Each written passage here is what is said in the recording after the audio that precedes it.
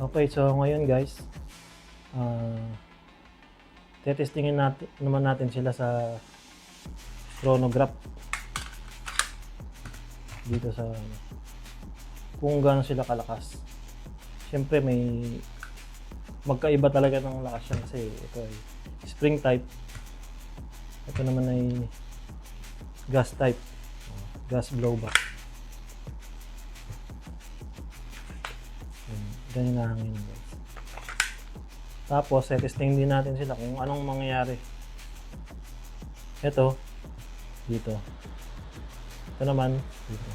Testing natin kung anong mangyayari sa kamatis kapag sila ay natamaan ng isang magazine ng talong baril. Tara guys. Okay guys, so ngayon tatargetin na natin itong kamatis na to at matapos na. Ang laman nga pala ng isang magazine ay 13. So sana makatama tayo kahit isa ano. Tara, umpisa na natin. Oh, tigas talaga.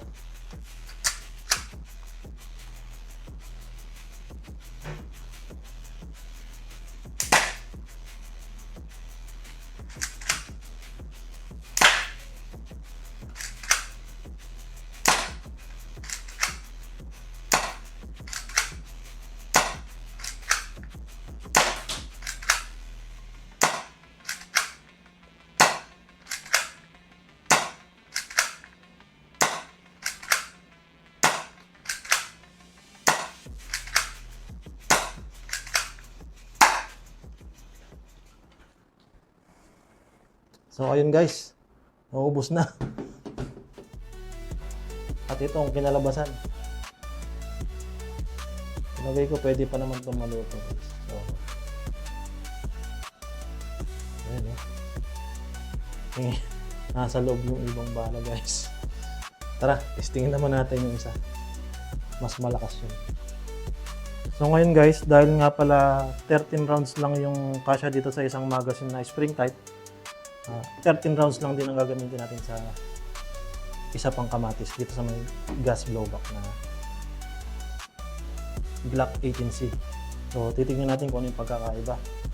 Yung pagkakaiba ng tinamaan ng 13 rounds na spring type dito naman sa gas type. So, tara, sana makatama tayo.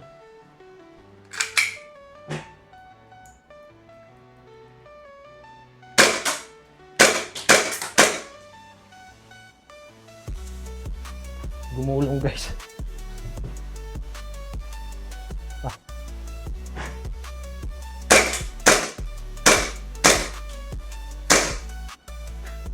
Gumugulong talaga guys.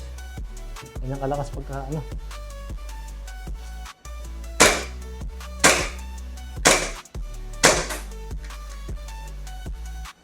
So ayun guys, tingnan natin yung pagkakaiba.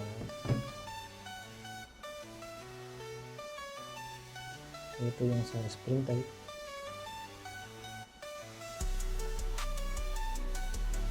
Ito lang yung sa gas type. Kita nyo naman guys. Talagang ano siya. Tumatagos. Tumatagos siya sa ano. Kaya hindi talaga to laruan pang bata na ano. Malalaking bata pwede pa. Kaya guys, nakita nyo na yung pagkakaiba.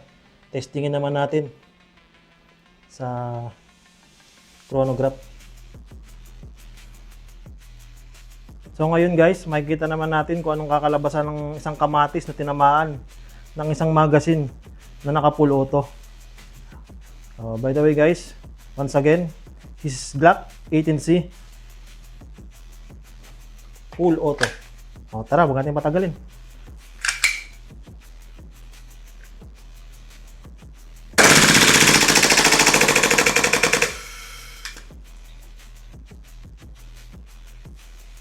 So ayun guys, talagang tumagos lang siya. Basag-basag din yung ano,